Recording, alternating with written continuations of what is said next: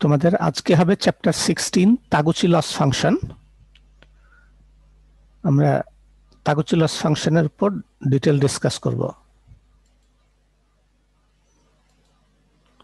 তাগুচি loss function আমরা traditionally জানি যে প্রত্যেকটা প্রোডাক্টের একটা কোয়ালিটি ক্যারেক্টারিস্টিক্স আছে এবং তার একটা আপার স্পেসিফিকেশন লিমিট আছে, লোয়ার স্পেসিফিকেশন লিমিট আছে। যতক্ষণ পর্যন্ত আপার এবং লোয়ার স্পেসিফিকেশন লিমিটের মধ্যে থাকবে ততক্ষণ পর্যন্ত প্রোডাক্টটা অ্যাকসেপ্টেবল। যদি প্রোডাক্টটা অ্যাকসেপ্টেবল হয় তার মানে হচ্ছে কি, যে সেন্টার বা মিন ভ্যালু থেকে আমি যতটাই ডেভিয়েট করি ডান দিকে বা বাম দিকে, তুমি নর্মাল ডিস্ট্রিবিউশন কার্ভের কথা ভাবো, একটা আপার স্পেসিফিকেশন লিমিট আছে বা আপার কন্ট্রোল লিমিট আছে, লোয়ার স্পেসিফিকেশন লিমিট আছে, লোয়ার কন্ট্রোল লিমিট আছে। মিন ভ্যালুতে থাকতে পারলে ভালো, মিন ভ্যালু থেকে ডেভিয়েট করলেও অসুবিধার কিছু নাই। যতক্ষণ পর্যন্ত আমরা আপার এবং লোয়ার স্পেসিফিকেশন লিমিটের মধ্যে থাকছি ততক্ষণ পর্যন্ত কোয়ালিটি ইজ ওকে। ট্র্যাডিশনালি কোয়ালিটিতে এইভাবেই বিবেচনা করা হয়, কিন্তু তাগুচি গেনিচি, ওনার পুরো নাম হচ্ছে গেনিচি তাগুচি, জাপানিজ নাম থেকে বুঝতে পারছো, উনি কিন্তু এটা নিয়ে প্রথমেই আপত্তি করেছিলেন যে এটা হতে পারে না। নমিনাল বা মিন ভ্যালু, নমিনাল ভ্যালু বা মিন ভ্যালু বা টার্গেট ভ্যালু, নর্মাল ডিস্ট্রিবিউশনের যে মিন ভ্যালু সেটাই নমিনাল ভ্যালু বা সেটাই আসলে ডিজাইনের টার্গেট ভ্যালু, যে কোনো প্রোডাক্ট স্পেসিফিকেশনের টার্গেট ভ্যালু বা মিন ভ্যালু। মিন ভ্যালুতে থাকলেও যা, মিন ভ্যালু থেকে ডেভিয়েট করলেও অসুবিধার কিছু নাই, একদম আপার স্পেসিফিকেশন লিমিট পর্যন্ত ডেভিয়েট করলেও অসুবিধার কিছু নাই। এটা উনার খুব লজিক্যালি উনার আপত্তি ছিল যে এটা হতে পারে না। উনার কথা হচ্ছে মিন ভ্যালু থেকে ডেভিয়েট করা মাত্র, মিন ভ্যালু থেকে ডেভিয়েট করা মাত্রই আসলে লস হওয়া শুরু হয়। যখন আমি লিমিট ক্রস করি আপার বা লোয়ার স্পেসিফিকেশন লিমিট তখন ম্যাক্সিমাম লস হয়, কিন্তু মিন ভ্যালু থেকে ডেভিয়েট করা মাত্রই লস শুরু হয় এবং যত ডেভিয়েট করব লসের পরিমাণ তত বাড়বে। সর্বোচ্চ লস হবে যখন আমি আপার এবং লোয়ার স্পেসিফিকেশন লিমিটে পৌঁছাবো। কথাটা খুবই লজিক্যাল, খুবই লজিক্যাল। উনি 1924 সালে জন্ম নিয়েছিলেন। উনি বেসিক্যালি একজন স্ট্যাটিস্টিক্সের পার্সন ছিলেন। উনি নামকরা ইউনিভার্সিটি প্রিন্সটাউন ইউনিভার্সিটির রিসার্চ অ্যাসোসিয়েট ছিলেন, visiting research associate at Princeton university. ওই বছরই তিনি পিএইচডি করেন, জাপানের কিউশু ইউনিভার্সিটি থেকে পিএইচডি করেন। কিউশু ইউনিভার্সিটি যথেষ্ট ভালো ইউনিভার্সিটি। উনি টোকিওর আওয়ায়ামা গেকিন ইউনিভার্সিটিতে প্রফেসর হিসেবে কাজ করেন।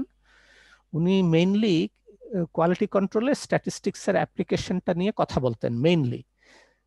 এখন স্ট্যাটিস্টিক্সের অ্যাপ্লিকেশন ইন কোয়ালিটি কন্ট্রোল তো আসলে একটা খুব ভাস্ট ব্যাপার। এর আরেকজন নামকরা ব্যক্তি এডওয়ার্ড ডেমিংও কিন্তু স্ট্যাটিস্টিশিয়ান ছিলেন, উনিও স্ট্যাটিস্টিক্সের প্রফেসর ছিলেন। উনিও বলতেন যে কোয়ালিটি কন্ট্রোলের যে কোনো ইস্যু স্ট্যাটিস্টিক্যালি অ্যানালাইসিস করতে হবে। উনার এই যে অবদানটা, যেটাকে তাগুচি লস ফাংশন বলা হচ্ছে, উনার এই বিশাল অবদান এবং ব্যতিক্রম ধর্মী একটা আইডিয়া দেওয়ার জন্য, ব্যতিক্রম মানে কি, লজিক্যালি লজিক্যালি কারেক্ট, এই আইডিয়ার জন্য উনি ডেমিং অ্যাওয়ার্ড পান। ডেমিং অ্যাওয়ার্ড আসলে দুই ভাবে দেয়া হয়। উনি কিন্তু ইন্টারেস্টিং, মানুষ একবারই ডেমিং অ্যাওয়ার্ড পায় না, উনি একাধিকবার ডেমিং অ্যাওয়ার্ড পেয়েছিলেন। তা থেকে তোমরা বুঝতে পারো যে অ্যাকচুয়ালি উনার অবদান কোয়ালিটি কন্ট্রোলে কত ব্যাপক। তাগুচি লস ফাংশন। ডেমিং অ্যাওয়ার্ড দুই ভাবে দেওয়া হয়, আসলে দুই ক্যাটাগরিতে দেওয়া হয়, ইন্ডাস্ট্রিকে দেওয়া হয় আবার ব্যক্তিকেও দেওয়া হয়। স্বাভাবিকভাবেই গেনিচি তাগুচি ব্যক্তি ক্যাটাগরিতে উনি ডেমিং অ্যাওয়ার্ডটা পেয়েছিলেন। তাগুচি লস ফাংশনটা কি? এটার আরেক নাম হচ্ছে quality loss function, QLF, quality loss function or QLF. Mostly এটা জাপানি ইন্ডাস্ট্রিগুলোতে অ্যাপ্লিকেশন শুরু হয়, মোস্টলি এটার অ্যাপ্লিকেশন হয় জাপানিজ ইন্ডাস্ট্রিগুলোতে, এবং জাপানিজ ইন্ডাস্ট্রিগুলো এই এই কনসেপ্টটা অ্যাপ্লাই করে ব্যাপক সাফল্য পায়। এবং তাদের তাই মূল লক্ষ্যই ছিল, যেহেতু মিন ভ্যালু থেকে ডেভিয়েট করলেই লস শুরু হয়ে যাবে, তাই মিন ভ্যালু থেকে ডেভিয়েটই করা যাবে না। আর ট্র্যাডিশনাল আমেরিকান কনসেপ্টে মিন ভ্যালু থেকে ডেভিয়েট করলে অসুবিধার কিছু নাই, যতক্ষণ পর্যন্ত আমি আপার লোয়ার স্পেসিফিকেশন লিমিটের মধ্যে থাকছি ততক্ষণ অসুবিধার কিছু নাই। কিন্তু উনি বললেন না, মিন ভ্যালু থেকে ডেভিয়েট করা যাবে না। পরবর্তীতে এই তার অবদানটা আমেরিকাতেও অ্যাপ্লাই করা শুরু হয়।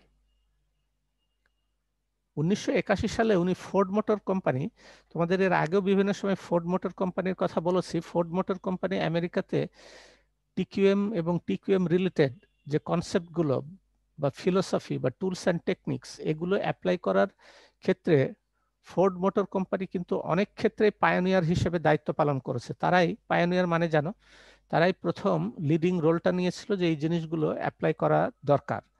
ফোর্ড মোটর কোম্পানির এক্ষেত্রে সুনাম আছে, বিভিন্ন ক্ষেত্রে তাদের অবদান আছে।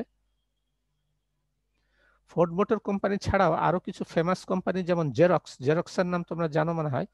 জেরক্স ফটোকপি ফটোকপি মেশিনের পায়োনিয়ার, তারাই প্রথম ফটোকপি মেশিন আবিষ্কার করে জেরক্স, এবং তাদের কারণে আসলে মানুষ বলে জেরক্স কপি, ফটোকপিকেই বলে জেরক্স কপি। কথাটা কারেক্ট না, অ্যাকচুয়ালি ফটোকপি জেরক্স কপি হতে পারে না, জেরক্স হচ্ছে কোম্পানির নাম। কোম্পানি যে টেকনোলজিটা আবিষ্কার করেছিল সেটা হচ্ছে ফটোকপি টেকনোলজি। আমরা যে পেপারটা ফটোকপি করি সেটা ফটোকপি, জেরক্স কপি হওয়ার কথা না। যাই হোক, যেহেতু এরাই প্রথম আবিষ্কার করেছিল তাই তাদের নামেই মানুষ বলে জেরক্স কপি। অনেকটা এরকম, তোমরা জিপের নাম জানো, গাড়ি জিপ। এখন জিপ তো আসলে যতটুকু আমি জানি এটা একটা ব্রিটিশ কোম্পানি, ব্রিটিশ কোম্পানি, তারা ওই শেপের প্রথম ওই শেপের গাড়ি বের করে। এখন মানুষ যে কোনো গাড়ি যে কোম্পানির হোক, টয়োটা হোক, মিৎসুবিশি হোক, নিশান হোক, ফোর্ড হোক, যে কোম্পানি হোক, ওই শেপের গাড়ি দেখলেই বলে জিপ, টয়োটা কোম্পানির জিপ। কিন্তু টয়োটা কোম্পানির জিপ হতে পারে না, জিপ একটা ব্রিটিশ কোম্পানি, তারা ওই শেপের গাড়ি প্রথম বের করেছিল। যাই হোক, ওই পায়োনিয়ার হলে, কোনো একটা টেকনোলজিতে পায়োনিয়ার হলে অনেক ক্ষেত্রে প্রোডাক্টের নাম ওই কোম্পানির নামেই চলে। যাই হোক, আরো অনেকগুলো বড় বড় আমেরিকান কোম্পানি এই তাগুচি লস ফাংশনটা প্রয়োগ করা শুরু করে। তাগুচি আরো অনেক কিছুই বলেছিলেন, তার মধ্যে একটা কথা বলেছিলেন, সেটা হচ্ছে একটা প্রোডাক্টের যখন তুমি ডিজাইন করবে তখন 3টা স্টেজে ডিজাইন করতে হবে, 3টা স্টেজে। সবচেয়ে বড় লার্জার স্কেল হচ্ছে সিস্টেম ডিজাইন স্টেজ। সিস্টেম ডিজাইনে প্রোডাক্টটাকে তুমি সিস্টেম হিসেবে চিন্তা করবে, as a whole the whole product should be design, সমস্ত প্রোডাক্টের অ্যাজ এ হোল তোমাকে চিন্তা করতে হবে। এরপর প্রোডাক্ট ডিজাইনটা যখন শেষ হবে তখন প্রোডাক্টের যে সমস্ত কোয়ালিটি, ইম্পর্টেন্ট কোয়ালিটি ক্যারেক্টারিস্টিক্স আছে, এবং এই কোয়ালিটি ক্যারেক্টারিস্টিক্সের কোয়ালিটি এনশিওর করার জন্য যে প্রসেস প্যারামিটারগুলো আছে সেই প্যারামিটারগুলো ডিজাইন করতে হবে। তারপর প্রতিটা প্যারামিটার এর জন্য টলারেন্স ডিজাইন করতে হবে। তোমরা ম্যানুফ্যাকচারিং এ কোনো কোর্সে টলারেন্সের উপর অনেক কাজ করেছো, টলারেন্সের উপর আমার বিশেষ কিছু আর বলার নাই, কারণ তোমাদের জানা থাকার কথা যে টলারেন্স বলতে কি বোঝায়। তোমরা বিভিন্ন প্রোডাক্ট ডিজাইন কোর্স, তারপর ম্যানুফ্যাকচারিং এর অনেক কোর্সে এই টলারেন্স কথাটা পড়েছো, কারণ সেখানে টলারেন্সটা বারবার আসে। ট্র্যাডিশনাল ভিউ, যেটাকে বলে গোল পোস্ট ভিউ, এই গোল পোস্ট ভিউ ট্র্যাডিশনালি যে কোয়ালিটিকে যেভাবে দেখা হয় সেটাকে গোল পোস্ট ভিউ বলে। এটার সাথেই তাগুচি ডিফার করেছিলেন, তাগুচি বলেছিলেন যে না, এটা হতে পারে না।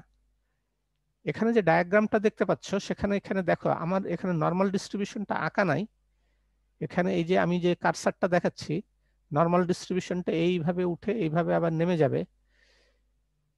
এটা হচ্ছে নমিনাল ভ্যালু বা টার্গেট ভ্যালু, নমিনাল ভ্যালু বা টার্গেট ভ্যালু, এটা হচ্ছে আপার স্পেসিফিকেশন লিমিট এই লাইনটা, আর এই লাইনটা হচ্ছে লোয়ার স্পেসিফিকেশন লিমিট। তোমরা এটাকে গোলপোস্ট ভিউ বলা হয় কেন, তুমি দেখো, আগে নর্মাল ডিস্ট্রিবিউশনটা আরেকবার ব্যাখ্যা করি। নমিনাল ভ্যালু বা টার্গেট ভ্যালু, ধরা যাক আমি একটা প্রোডাক্ট চাচ্ছি, একটা মেডিকেল ডিভাইস যেটা মানুষের শরীরে ইনসার্ট করা হবে চেস্টে, মানুষের চেস্টে একটা পেশেন্টের একটা হার্ট রিলেটেড একটা ইকুইপমেন্ট এটা ইনসার্ট করা হবে, যার ডায়ামিটার হতে হবে 25 মিলিমিটার। এটাই নমিনাল ভ্যালু, টার্গেট ভ্যালু।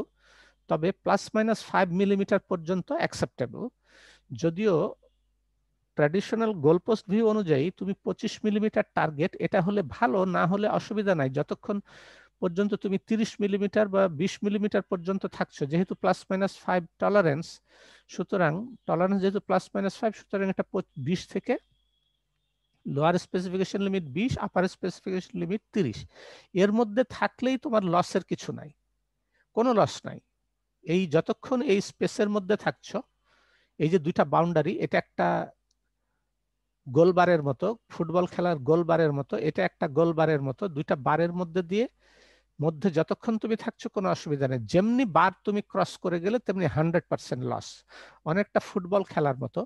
তুমি গোল বার দুটা চিন্তা করো, গোল বার একটা গোলকিপারের ডানে থাকছে, একটা বামে থাকছে, একটা উপরে থাকছে।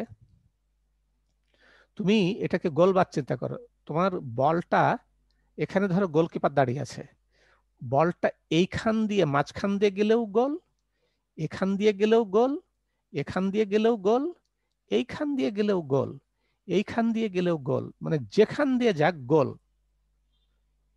এমন না যে এইখান দিয়ে গেলে গোলটা হলে তার ওয়েটেজ হবে 2 আর এখান দিয়ে গোলটা হলে তার ওয়েটেজ হবে 1, ব্যাপারটা তো তা না, যেখান দিয়ে যাক গোল। এবং শুধু তাই না, এটা যদি গোলবার হয় এখান দিয়ে গেলেও গোল, আর যেমনি তার সামান্য একটু ডেভিয়েশন হয়ে এখান দিয়ে গেল তখনই গোলবারের বাইরে দিয়ে চলে গেল, সেটা জিরো, কোনো গোল না। এই যে সামান্য বর্ডার লাইনটা, এর একটু এদিক দিয়ে গেলেই গোল, সামান্য একটু এদিক দিয়ে গেলেই জিরো, গোল না। অর্থাৎ একটার একটু এদিকে থাকলেই নো লস, আর এটার একটু এদিকে গেলেই 100% লস। ট্র্যাডিশনাল ভিউটা তো সেরকমই। তাগুচি সেটা নিয়ে আপত্তি করলেন, উনি বললেন এটা হতে পারে না, এখানে থাকলেও যা ভ্যালু, এটা নমিনাল ভ্যালু বা টার্গেট ভ্যালু, আর আমি যদি ডেভিয়েট করে এত দূর চলে আসি তাও একই ভ্যালু, এটা তো হতে পারে না। যাই হোক, তাগুচি এই যে এটাকেই গোলপোস্ট ভিউ বলছেন, উনি এটাতেই আপত্তি করেছিলেন। আচ্ছা, এটা আরেকটু ডিটেল আলোচনা করার জন্য আমরা ধরে নিচ্ছি যে যদি এটা এই লিমিট ক্রস করে যায় তাহলে কোয়ালিটি ইজ নট ওকে, তখন এটা রিজেক্টেড। এটা যদি রিজেক্টেড হয়ে যায় তাহলে স্ক্র্যাপ করে ফেলা হবে, স্ক্র্যাপ করলে টোটাল লস হবে $1000 পার ডিভাইস। অর্থাৎ ম্যাক্সিমাম লস হচ্ছে এটা যদি একদম ক্রস করে যায়, যেটা আর রিপেয়ার করা যাবে না, রিওয়ার্ক করা যাবে না। কোয়ালিটি কন্ট্রোলে যেটাকে বলে রিওয়ার্ক, রিওয়ার্ক করা যাবে না। রিওয়ার্ক করতে না পারলে 100% লস, এবং সেটা হচ্ছে পুরো প্রোডাক্টটাই লস, সেটা হচ্ছে $1000। উনি আপত্তি করলেন, উনি বললেন যে না, এই যে গোল পোস্ট, এই যে upper specification limit, lower specification limit, আমরা আবারও আগের ফিগারটা দেখি। এই যে আপার স্পেসিফিকেশন লিমিট, এটা হচ্ছে লোয়ার স্পেসিফিকেশন লিমিট, এটা হচ্ছে নমিনাল ভ্যালু বা টার্গেট ভ্যালু বা মিন ভ্যালু। এই যে মিন ভ্যালু, এখানে দাগটা দেওয়া নাই, মিন ভ্যালু। উনি একটা কার্ভ আঁকলেন এইরকম, উল্টা, উল্টা মানে নর্মাল ডিস্ট্রিবিউশনের উল্টা। এটাই হচ্ছে কোয়ালিটি লস ফাংশন বা তাগুচি লস ফাংশন, কেউ বলে টিএলএফ, কেউ বলে কিউএলএফ, বা অনেকে বলে লস কার্ভ বা লস ফাংশন। যেটাই হোক, ওইখানে লস ফাংশনটা দেখো, এটা হচ্ছে নমিনাল ভ্যালুতে, তুমি এদিকে দেখো ওয়াই অ্যাক্সিসে হচ্ছে loss in terms monetary loss, dollar, dollar, এখানে দেখো ডলার লস, এটা প্যারামিটার। ট্র্যাডিশনাল গোলপোস্ট ভিউ থেকে এই যে নমিনাল ভ্যালু থেকে আমি যদি ডেভিয়েট করতে করতে এত দূর পর্যন্ত চলে আসি তাও নো লস,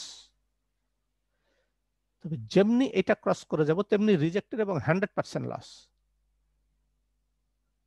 এটা হতে পারে না। উনি যেটা বললেন যে লসটা হয় এই রকম, অর্থাৎ আমি দেখো এই যে এই কার্ভের আন্ডারে যে এরিয়াটা, সেটাই হচ্ছে লস। খেয়াল করো তাহলে, আমি যেমনি এখান থেকে ডেভিয়েট করছি তেমনি দেখো কার্ভের আন্ডারে এরিয়াটা বাড়ছে। দেখো যত আমি দূরে সরে যাচ্ছি ততই কার্ভের আন্ডারের এরিয়াটা বাড়ছে, এটা হচ্ছে লস। অর্থাৎ আমি নমিনাল ভ্যালু থেকে যত দূরে যাচ্ছি দেখো লস বাড়ছে বাড়ছে বাড়তে বাড়তে যখন আপার স্পেসিফিকেশন লিমিটে পৌঁছলাম তখন ম্যাক্সিমাম লস, এরপরে আর নতুন করে এক্সট্রা লস হবে না, ম্যাক্সিমাম লস।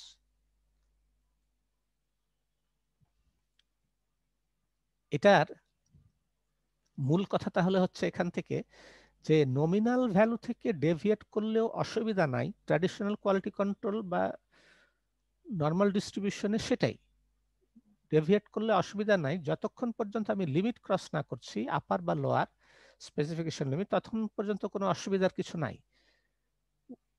উনি প্রথম তো বললেন যে না, চেষ্টা করতে হবে নমিনাল ভ্যালুতে যত বেশি থাকা যায়, নমিনাল ভ্যালু থেকে ডেভিয়েট করলেই লস হবে। একদম এটা হয়তো বা সম্ভব না যে নমিনাল ভ্যালু থেকে আমি আদৌ ডেভিয়েট করব না, যতগুলো প্রোডাক্ট তৈরি করব, 1,00,000 প্রোডাক্ট যদি তৈরি করি, ওই 1,00,000ই যে নমিনাল ভ্যালুর উপর থাকবে ব্যাপারটা তা না, এত পারফেক্ট হওয়া সম্ভব না। তবে চেষ্টা করতে হবে নর্মাল ডিস্ট্রিবিউশনের নমিনাল ভ্যালুতে যত বেশি প্রোডাক্ট থাকে তত ভালো, এবং যত বেশি প্রোডাক্ট থাকবে নর্মাল ডিস্ট্রিবিউশনের মাঝখানের হাইটটা তত উঁচু হবে। এইখানে দেখো এক সনি কোম্পানিরই জাপান ফ্যাক্টরিতে এই যে তাদের প্রসেস প্যারামিটার অনেকটা এই শেপটা ফলো করে, আর আমেরিকান ফ্যাক্টরিতে সনিরই এইরকম একটা ফ্ল্যাট হয়ে যায়, কারণ তারা নমিনাল ভ্যালুতে থাকার খুব বেশি চেষ্টা করে না। ফলে তাদের নমিনাল ভ্যালুতে তাদের প্রোডাক্টের সংখ্যা কম, খুব বেশি না, কিন্তু সনি জাপানে নমিনাল ভ্যালুতে প্রোডাক্টের সংখ্যা অনেক বেশি। তারা চেষ্টা করে যত বেশি নমিনাল ভ্যালুতে প্রোডাক্ট থাকবে ততই তোমার এই নর্মাল ডিস্ট্রিবিউশনটা এরকম স্টিপার হতে থাকবে। এটা যদি নমিনাল ভ্যালুতে বা এই যে মাঝখানে যে নমিনাল ভ্যালু, এখানে যদি প্রোডাক্টের সংখ্যা আরো বাড়াতে পারি, তখন কার্ভটা দেখা যাবে এখান থেকে শুরু হয়ে এইভাবে এই পর্যন্ত উঠে আবার এইখান দিয়ে এই পর্যন্ত নেমে আসবে। আমরা একটা ব্রেক দিচ্ছি, ব্রেকের পর আবার শুরু করব।